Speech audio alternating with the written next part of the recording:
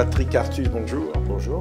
Merci d'être avec nous aujourd'hui. Vous êtes directeur de la recherche et des études économiques de la banque Natixis. Et c'est à ce titre que, enfin, comme macroéconomiste qu'on vous a invité ici, c'est d'ailleurs pas la première fois. Et la question est une question sur le chômage. Alors c'est une question d'actualité. On compare souvent la France à l'Allemagne en termes de chômage. Je me trompe peut-être d'un petit chouïa, mais la France, c'est 9,5-10% de chômeurs. L'Allemagne, c'est la moitié. Et en même temps, on dit, oui, mais l'Allemagne, il y a beaucoup d'emplois sous-qualifiés, de gens qui souffrent, qui sont mal payés, mais qui ont un job. Et donc, les vases communicants, ça fait que c'est pas terrible. L'Allemagne, c'est objet de critique. Si les Allemands, qui sont peu qualifiés ou qui ne trouvent pas de boulot, comparés aux Français qui aussi ne trouvent pas de travail, ont des emplois sous-qualifiés et pas très bien payés, l'Allemagne, elle, se porte bien. De la même façon qu'on peut dire la France, elle ne se porte pas tellement bien.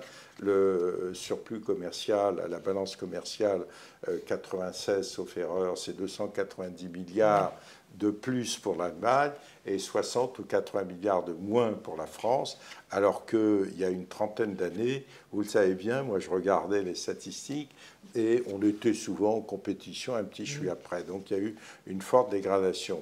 Alors on gère en France une protection, peut-être certains diraient une surprotection des chômeurs, des travailleurs, ce qui en soi est bien, mais pose des problèmes de chômage excessif.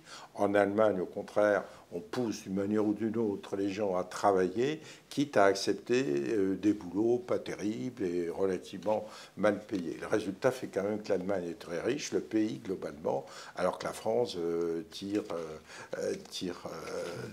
par les quatre bouts ses finances. Quelles mesures préconiseriez-vous pour sortir du chômage de masse, qui évidemment crée de la peine, des difficultés, mais aussi des coûts tout à fait considérables pour l'État? Mais alors la sous-question, c'est qu'en même temps que des chiffres, que des quantités, se pose un problème de qualité qui était dans ma petite intervention sur l'Allemagne. D'abord, je crois qu'il est assez trompeur de regarder le taux de chômage, parce qu'on a beaucoup de chômeurs cachés, qui ne sont pas dans les statistiques du chômage. Donc ce que j'aime mieux regarder, ou ce que beaucoup d'économistes du marché du travail aiment mieux regarder, c'est ce qu'on appelle le taux d'emploi. C'est la proportion de la population en âge de travailler qui a un emploi. Aujourd'hui, cette proportion est de 65% en France et elle est de 75% en Allemagne. C'est-à-dire qu'on a 10% de la population, disons de 15 à 64 ans, ou de 20 à 64 ans, de plus qui est dans l'emploi en Allemagne qu'en France. Et il faut comprendre pourquoi on a cet énorme écart, qui est bien plus important que l'écart des taux de chômage. Tout à fait, oui. Puisqu'en France, nous avons beaucoup de gens qui se sont découragés. On a 10 points, quoi. On a 10 points à expliquer, et pas 5, qui est ce que vous mentionniez, qui est l'écart de taux de chômage. Parce que nous avons découragé des personnes qui ne cherchent plus d'emploi, sortent du marché du travail. De la statistique. Donc en réalité, nous devons essayer de ramener 10% de la population de 20 à 65 ans à l'emploi. Et alors, une des explications, c'est celle que vous mentionniez, c'est-à-dire que les Allemands créent plus facilement que nous des emplois peu sophistiqués pour les personnes peu qualifiées. Et ceci parce que, même s'ils ont créé maintenant un salaire minimum depuis 2 ans, ce salaire minimum est plus bas qu'en France. Il n'existait pas avant il y a 2 ans. Il n'existait pas jusqu'en 2015. Mais même aujourd'hui, d'ailleurs, il n'a pas eu du tout l'effet de détruire des emplois, parce qu'il est quand même à un niveau assez faible. Et il y a beaucoup d'exceptions, en particulier pour les jeunes, ou dans certains secteurs d'activité. Et donc, on a aussi une plus grande flexibilité et de plus grandes contraintes sur les chômeurs, qui sont obligés pratiquement de reprendre un emploi au bout d'un certain temps, même si cet emploi est beaucoup moins qualifié que ce qu'ils avaient avant. Et ça explique à peu près la moitié ou une petite moitié de l'écart entre la France et l'Allemagne. Ça explique aussi que quand on calcule la pauvreté, vous savez, par des indices standards, quel est le pourcentage de la population qui est en dessous de 60% du revenu médian, le taux de pauvreté est 3 ou 4 points plus élevé en Allemagne qu'en France, ce qui correspond au fait qu'on a créé plus d'emplois avec des salaires plus faibles. Mais la majeure partie de l'écart entre la France et l'Allemagne, c'est quelque chose de très différent, c'est la capacité qu'ont eu les Allemands à garder leurs emplois dans l'industrie. L'emploi industriel en Allemagne, c'est 21% des emplois. Vous savez que pour un emploi dans l'industrie, il y a un emploi dans les services à l'industrie. l'emploi industriel en France, maintenant, c'est moins de 10% des emplois. Hein. Et donc, on a un déficit d'emploi industriel qui est plus important comme explication que celle que vous mentionniez sur les emplois bas de gamme. Donc, il se pose deux questions. Hein. La première, vous l'avez très bien posée, je trouve, c'est la question, est-ce qu'on peut, copiant l'Allemagne, si on veut, ou copiant d'autres pays anglo-saxons, oui. enfin, est-ce qu'on peut trouver une façon qui soit socialement acceptable de ramener à l'emploi des gens peu qualifiés qui aujourd'hui sont chômeurs ou sont sortis du marché du travail, sans que ceci crée durablement de la pauvreté, des inégalités ou des emplois peu qualifiés. Et la seconde question, c'est est-ce qu'on peut redresser notre industrie? Je crois qu'il y a une question aussi largement importante que la première. Alors, si je peux continuer... Le vase communicant entre les deux, c'est la formation, quoi. Alors, voilà, je vais y venir. Alors, première question, la question des emplois peu qualifiés. Nous avons fait un choix qui est d'avoir un salaire minimum élevé. Alors, ce choix a été en partie corrigé par le fait que nous avons aussi réduit les cotisations sociales qui sont payées sur les plus bas salaires. Mais cependant, aujourd'hui... un mois de salarié au salaire minimum, compte tenu des niveaux de cotisation sociale et d'impôts qui restent au niveau du salaire minimum, c'est à peu près 1 600 € par mois. Et ceci est un niveau extrêmement élevé. Ça correspond à 65% du salaire médian, c'est-à-dire du salaire à la moitié. On n'est pas loin. Voilà. Ouais. Alors que dans la plupart des pays de l'OCDE, on a fait un choix de salaire minimum quand il y en a un, mais qui est plus bas, qui est entre 40 et 45% du salaire médian. Ce choix du salaire minimum élevé, évidemment, il a un côté favorable, qu'on a réduit quand même la pauvreté en faisant ce choix social d'un salaire minimum élevé, mais évidemment, ce choix détruit des emplois. Ce choix détruit des emplois parce qu'il y a beaucoup d'emplois où la production, la valeur ajoutée n'est pas de 1 600 € par mois. Donc ces emplois ne se créent pas. Et donc ceci explique qu'on ait un taux de chômage des non qualifiés qui est très élevé, il est à peu près de 17% aujourd'hui, et qu'on ait aussi un très grand déficit quand vous regardez les vacances d'emploi, de recrutement dans des secteurs qui créent des emplois assez peu qualifiés. On pourrait créer beaucoup plus d'emplois dans l'artisanat, dans la restauration, dans le transport. Simplement, on bute sur le coût du travail. Alors, la question ici, il faut être pragmatique. Les chômeurs sont peu qualifiés. Quand vous prenez le tiers des Français qui a le niveau d'éducation le plus élevé, son taux de chômage est de 5%. Il a toujours été de 5%. Il est de 5% quand ça va bien, il est de 5% quand ça va mal. On n'est pas loin du plein emploi, non? Et 5%, c'est probablement le chômage à peu près incompressible pour les plus qualifiés, compte tenu des gens qui démissionnent, qui changent d'entreprise. Ouais. Et en plus, il varie très peu. Donc, même quand l'économie va mal, on a à peine d'eau. Donc, les gens qui sont au chômage sont des gens qui sont peu qualifiés. Et donc, ces gens qui sont peu qualifiés, ils vont prendre des emplois peu qualifiés pour revenir sur le marché du travail. Donc la question n'est pas à ce niveau-là. La question, c'est qu'en France, comme nous avons un système de formation professionnelle, et vous le mentionniez, qui est de toutes les études disponibles, nous le savons, de très mauvaise qualité et très inefficace, les gens qui rentrent dans le marché du travail sur des emplois peu qualifiés, au lieu de progresser par la suite, restent dans des emplois très peu qualifiés. Et ceci est dû au fait d'un biais considérable de la formation professionnelle en France, c'est qu'on reçoit d'autant plus de formation professionnelle qu'on est bien qualifié. Voilà. Donc les cadres des grandes entreprises reçoivent beaucoup de formations professionnelles, les salariés peu qualifiés des petites entreprises très peu, et les chômeurs pas du tout. Alors on espère tous que dans les 14 ou 15 milliards, vous savez, de formation professionnelle du plan d'investissement d'Emmanuel Macron qui a été présenté le mois dernier, on va traiter ce problème, puisque normalement ce plan s'attaque à 1 million de chômeurs de longue durée, et 1 million de salariés peu qualifiés dans les entreprises. Mais on a un vrai problème d'utilisation de l'argent de la formation. Donc c'est très bien de bien former les cadres qualifiés et ayant fait des études supérieures dans les grands groupes. Ça serait quand même beaucoup mieux de former les chômeurs de longue durée. Et d'éviter aussi que des gens, vous avez tous les exemples de désastres industriels, Whirlpool ou les autres, les gens restent des années dans une entreprise sur un travail peu qualifié sans jamais être requalifiés à autre chose. Pour ça, il faut changer profondément le système de formation. Alors, le deuxième sujet, l'industrie. Et là, c'est un sujet qui est assez horrible parce que l'industrie, c'est beaucoup de progrès techniques, des emplois assez bien payés, de la croissance, de l'exportation. Donc, on a besoin. L'idée qui a qui était développé il y a un moment, vous savez, des pays sans industrie, qui seraient que des économies de services, c'est une fantaisie absolue. C'est une imbécilité. C'est une fantaisie absolue. Alors, il faut avoir une conception large de l'industrie. Ce que j'appelle industrie, c'est pas seulement la vieille industrie manufacturière. C'est tout ce qui emploie des gens relativement bien qualifiés et s'exporte. Donc, les jeux vidéo, c'est de l'industrie. Le tourisme, ça peut être de l'industrie.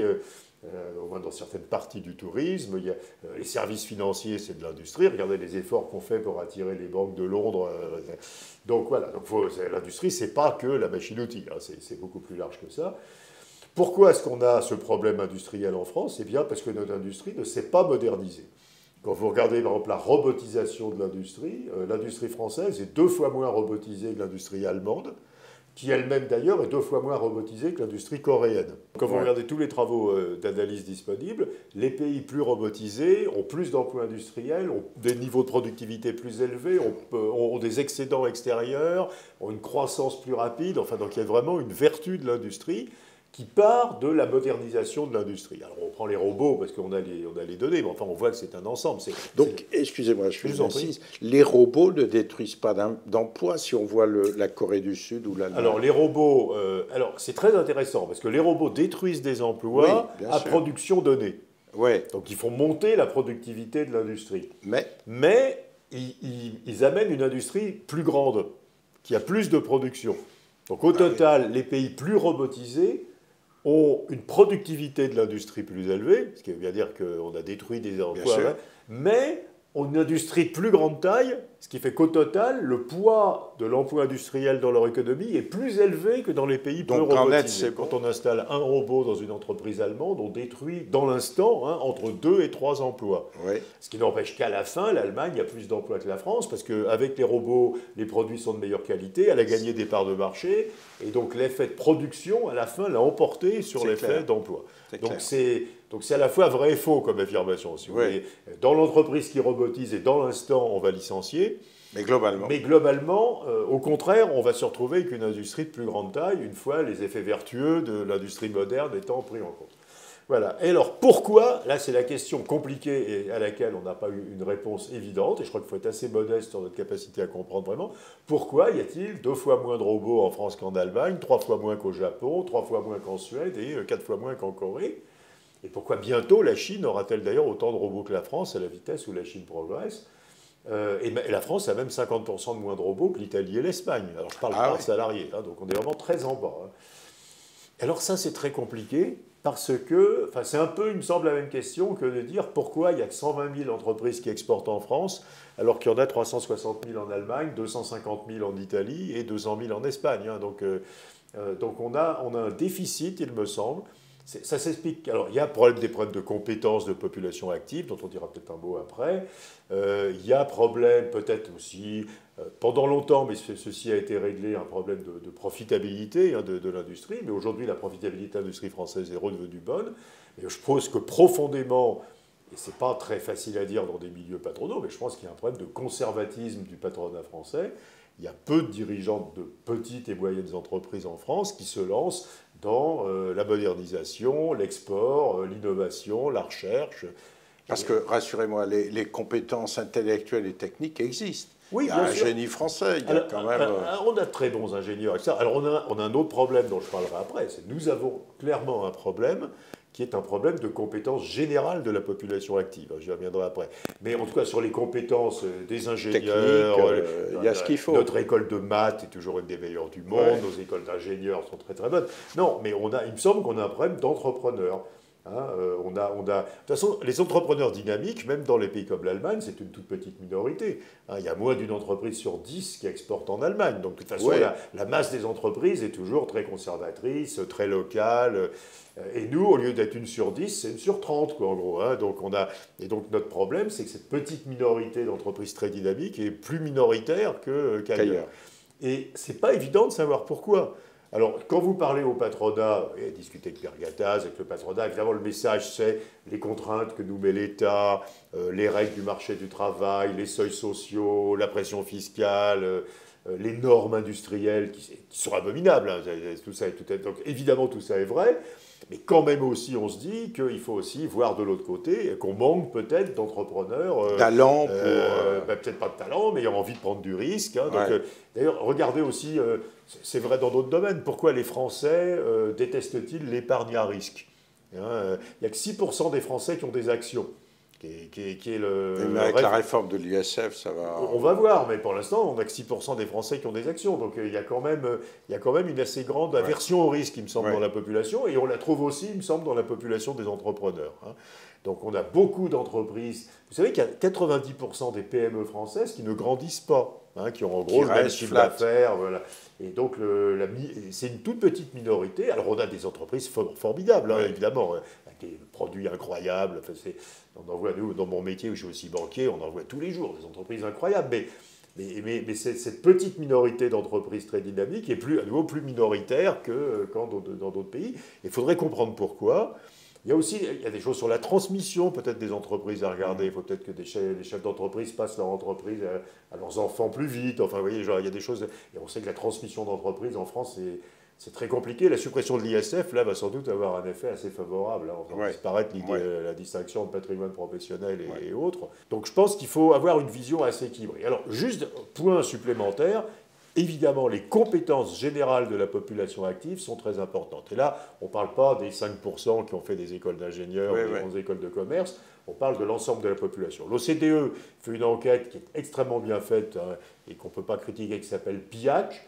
Vous avez tous entendu parler de PISA, hein, qui est l'enquête sur les compétences des jeunes. C'est le PISA des 30-60 ans. De quoi la culture économique, alors, culture technique, c'est les mêmes questions que PISA. Non, c'est les mêmes questions que PISA. C'est faire un exercice de maths de niveau 4e, hein, en gros, lire 2 pages de texte et le résumer en 5 lignes, et savoir allumer un ordinateur et se servir un tout petit peu d'Internet. C'est à peu près exact. C'est comme pour les gamins. Hein, et alors là, les Français sont catastrophiques, quoi, en particulier sur les maths. Hein. Et donc on a vraiment un problème, il ne faut pas se le cacher. Alors c'est des choses que maintenant que même l'administration française, France Stratégie par exemple, a dit des choses très claires là-dessus, en disant nous avons un problème très sérieux de faible compétence de la population active. Elle dit parfois les choses qui s'améliore doucement, parce que quand on regarde PISA, la France est au milieu des pays.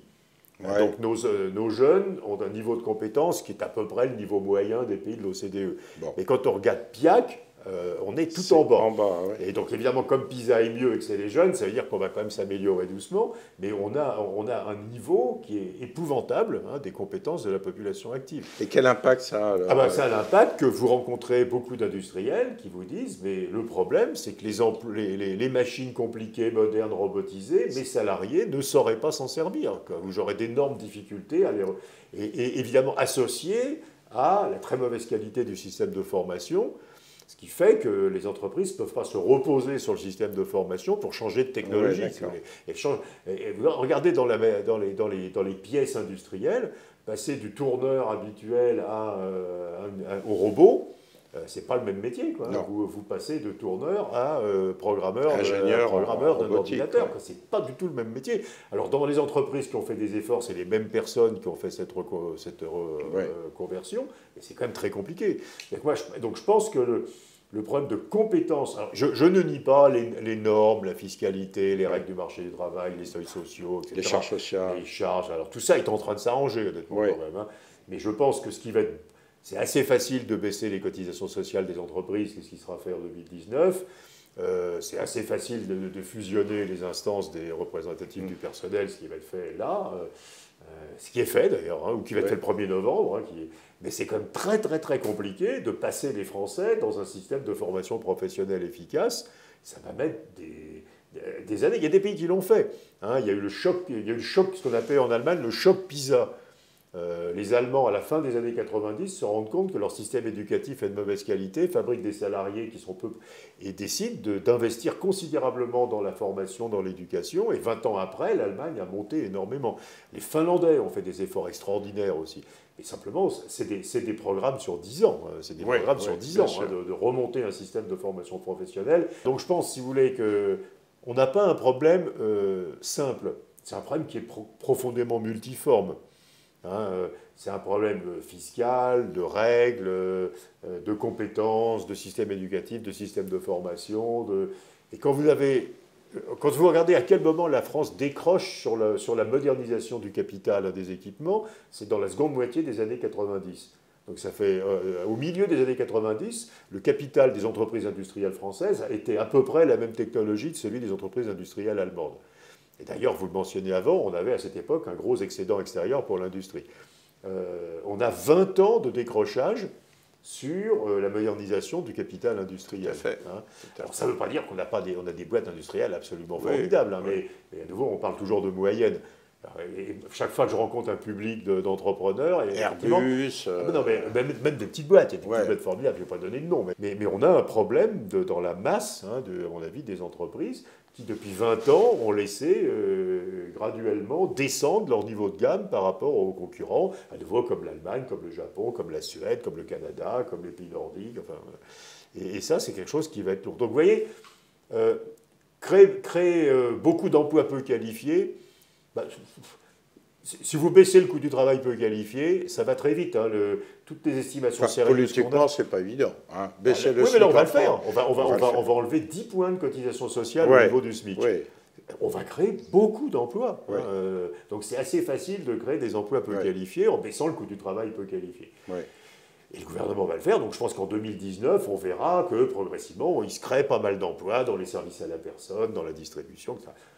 Après, monter en gamme ces emplois et puis redynamiser l'industrie en la modernisant, là, vous rentrez dans quelque chose qui va être beaucoup plus long, beaucoup plus compliqué, beaucoup plus qualitatif. pénible, et puis qui va mettre longtemps. Et puis c'est... Il y a des travaux d'économistes du travail qui montrent que quand on a eu l'expérience Sarkozy, vous savez, du zéro charge sur les PME qui créaient des CDI, en 6 mois, on avait un effet considérable sur l'emploi. Donc ça va très très vite, les allègements de charges. L'entreprise, j'embauche pas, c'est trop cher, c'est moins cher, j'embauche. Voilà. Ça peut aller très très vite. Donc on peut très vite avoir un effet des baisses de charges. Système de formation, vous n'aurez pas un effet très vite de la réforme du système de formation. Et en plus, il va falloir avoir le courage de vraiment le réformer. C'est un problème de gouvernance, ce n'est pas un problème d'argent. Il faut les bonnes formations au bon moment, au bon endroit. Et les bons circuits. Et voilà, les bons organismes de formation à l'écoute des besoins dans les bassins d'emploi des entreprises. Donc c'est une gouvernance à changer complètement. Parfait. Merci, Monsieur Artus. C'était vraiment parfaitement clair et intelligible. Merci beaucoup. Merci.